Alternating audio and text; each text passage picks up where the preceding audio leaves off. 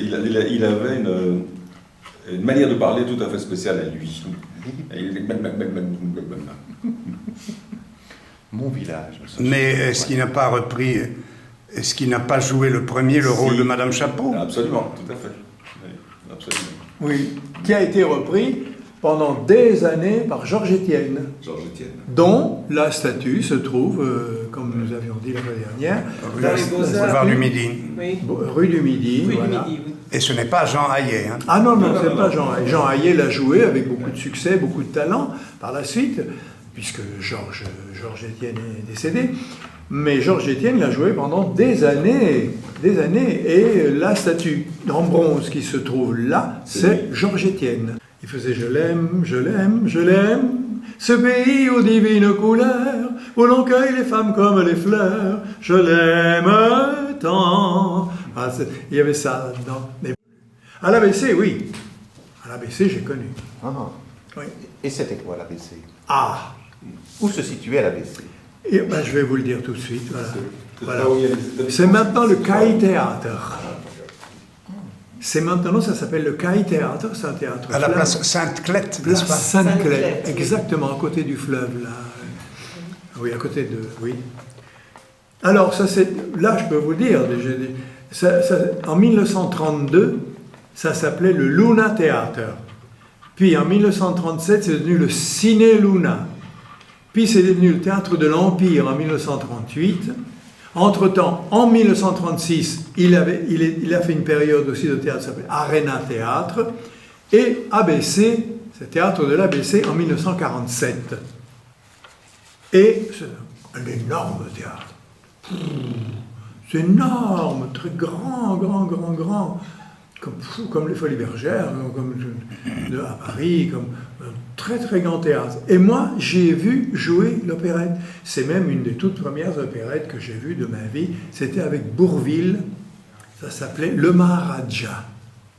Il faisait je l'aime, ce pays aux divines couleurs, où l'on cueille les femmes comme les fleurs, je l'aime tant. Ah, il y avait ça là-dedans. Mais Bourvil chantait ça.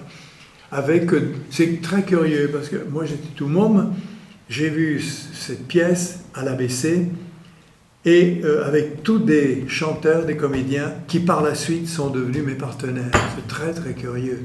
Il y avait Henri Leguet, un ténor. Henri Leguet, ténor, qui a chanté à la Monnaie. Il a chanté Manon à la Monnaie. Moi, j'ai chanté avec lui l'opérette à Paris et à Bruxelles, avec Armand Mestral, lui, Armand Mestral. Voilà. Tout des souvenirs comme ça. Et pour jouer toutes ces opérettes, il y avait des musiciens. Donc ça veut dire qu'à Bruxelles, il devait y avoir des dizaines et des dizaines de musiciens. Ah ben oui, à ce moment-là, oui, il y avait... À ce moment-là, il n'était pas trop difficile de constituer un orchestre. Il y avait des musiciens, attention, qui en plus connaissaient ce métier. C'est un métier très particulier. L'opérette, c'est pas n'importe quoi. Il fallait vraiment des spécialistes. Et les chefs d'orchestre aussi spécialistes. À l'Alhambra, par exemple, c'était Émile Matens, qui est resté pendant des années à l'Alhambra. Émile Matens, c'était l'homme orchestre. Il jouait tous les instruments, il était du jovial, il était du gaieté, il menait ça à la baguette, vraiment magnifique. Et puis d'autres encore. Un théâtre dont nous n'avons pas parlé, c'est le Molière, qui se trouvait rue du Bastion. Donc ça, c'est Juste plus haut, juste dans la à ville. côté Du bœuf sur le toit. Du bœuf sur le toit, célèbre bœuf sur le toit. Qui était dirigé à la fin par Georges Jamin, non? D'abord Schotten et puis Jamin. Ah oui. Schotten. Oui, Schotten, qui avait une fille qui a fait une petite carrière à Paris, qui c'était Jacqueline Schotten. Jacqueline était la femme de l'accordéoniste Azola. Marcel Azola. Hein? Et mes débuts à Bruxelles, en comédie, c'est Poupa qui m'avait engagé. Poupa, tu as connu Poupa? Non. Adrien Meyer. Ah oui, Adrien Meyer, oui. Le directeur du théâtre de Namur, c'était Adrien Meyer.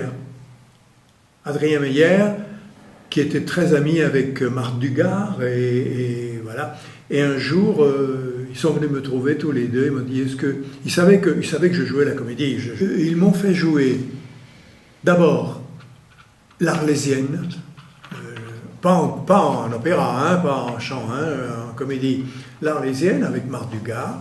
Et puis à la suite de ça, Adrien Meillard me demande, voilà, si tu veux débuter à Bruxelles, au Molière, une pièce qui s'appelait Mon mari et toi. Je crois que c'est une pièce de Barrier et Grédy, non? Je ne suis pas certain que ça soit. Enfin, Mon mari et toi. Et avec Jacqueline Chautaine, qui était la fille du directeur, à ce moment-là, il était encore directeur, Jacqueline Chautaine, Georges Mony, Qui deviendra par la suite directeur du Vaudeville, c'est comme ça que je les ai connus tous, tu comprends? Et quand vous faites vos débuts, nous sommes en quelle année? Écoutez, je suis entré à l'Alhambra en 1951. Après 56, il y a eu toutes ces activités de variété, d'opérette par-ci, par-là. Après, tout de suite après 57, 58, là, je n'ai plus été que comédien pendant longtemps. J'étais au Théâtre National aussi. Et puis, je ne vais pas raconter toute cette histoire, mais je suis revenu à l'opérette parce que le directeur de l'Opéra de Liège était Raymond Rossius, et nous étions dans la même classe de conservatoire, la classe de Frédéric Anspach, d'où est issu Van Damme.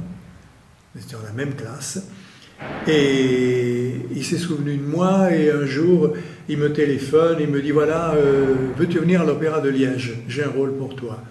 Je dis, mais écoute, vraiment, moi, je ne chante plus l'opérette, je suis comédien, là, maintenant. Je suis désormais... Ah, il me dit, mais écoute, c'est de telle date à telle date, je ne sais pas si ça peut t'arranger, de telle date à telle date, c'est un très beau rôle, c'était Princesse Chardas. Emmerich Kallmann, une des grandes opérettes viennoises. Et je dis, écoute, je ne l'ai jamais joué, je ne la connais pas, donc raison de plus pour refuser. Mais je t'envoie le livret, je t'envoie la partition, tu te débrouilles et tu viens me chanter ça. Et il se fait que c'était une période où j'étais libre. Bon, je dis, qu'est-ce que je risque? Bon, je suis allé, et ça a très bien marché. Et dans la salle, il y avait un impresario français qui me dit, vous voulez venir voilà. Et il m'a fait une saison en France, et j'ai redémarré l'opérette à nouveau en France, comme ça. Je suis passé de l'un à l'autre. C'est très très curieux, mais c'est comme ça. Pour revenir une seconde au théâtre Molière, il y avait une chose caractéristique à ce théâtre, c'était son odeur de soupe à l'oignon. Juste à côté, il y avait la taverne Molière, qui était une taverne de nuit. Et la nuit, à l'époque, les noctambules mangeaient des soupes à l'oignon. Et c'est là aussi que se faisaient les entr'actes. Ça servait de buffet au théâtre Molière. Donc, à l'entr'acte, on ouvrait la grande porte qui séparait la brasserie du théâtre, et le théâtre sentait toujours la soupe à l'oignon. Exactement, oui. Alors là, on est toujours au Molière. Georges Jamin a fait ce qu'il a pu pour essayer de redonner vie à ce théâtre. Entre-temps, il y a eu une petite période avec Pierre Gilmar et Éric Pradier et Roland Ravès. Ils ont essayé de donner des spectacles, des drames de boulevard. Ils ont essayé de donner une couleur très particulière, rejouer des anciens drames, des drames... des mélodrames. Des mélodrames, merci. Voilà, des mélodrames. Mais ça n'a pas marché du tout. Et c'est là qu'est arrivé Georges Jamin. Et il est arrivé, c'était encore l'ancien théâtre. Ce n'était pas le théâtre. Ah oui, je parle toujours de l'ancien théâtre, oui. moi, hein, l'ancien. Hein. Je parle toujours... Alors, on y a joué quand même, Georges Jamin avait fait quelques beaux répertoires. Hein. Moi particulièrement, j'ai joué Le bourgeois gentilhomme, Doit-on le dire, J'ai bien l'honneur, Monsieur de Falindor avec Raoul de Manez. Nelly Béguin. Nelly Béguin, voilà, oui. Madame Sans-Gêne avec Nelly Béguin. Et un Tchekhov, L'homme, cet animal étrange, Madame Filoumet, etc., mais avec la direction avec des grands metteurs en scène. Hein. Il y a eu Doug King, il y avait Jacques Destoupes. Oui, c'était bien, c'était très très bien. Et puis là, encore une fois, pour la même raison, il a demandé des subsides à la commune d'Ixelles, qui évidemment les a refusés, et il a été obligé d'arrêter son activité. Voilà. Et la salle a disparu. Démoli complètement. Il y a eu un tollé parce qu'on voulait conserver cette salle, mais ça a été complètement rasé pour faire place à des banques. Et ils ont quand même construit. La grande tour de Namur. La grande tour de la porte de Namur. Voilà. Et en plus, ça, c'était un quartier très animé parce qu'il y avait les Anges Noirs, notamment. Outre le bœuf sur le toit, il y avait les Anges Noirs et La famille Achédian. C'est ça, du père Achédian, effectivement. Et à côté du Molière, il y avait un autre cabaret avec un nom russe, le Tsarevitch ou quelque chose comme ça, qui était aussi un des cabarets de nuit de Bruxelles. Et c'était un quartier qui était très, très, très animé la nuit. Alors, ils ont reconstruit un théâtre. Je crois que dans le cahier des charges, il y avait l'obligation, je ne sais pas comment ça se passait, mais il y a un théâtre, Molière, maintenant, il y en a un. Le théâtre des Galeries a essayé... Pendant plusieurs saisons. Ouais. Pendant plusieurs saisons, ils ont essayé de faire marcher ce théâtre, d'avoir les deux, quoi, le pendant des Galeries à la porte de Namur, mais ça n'a pas bien marché.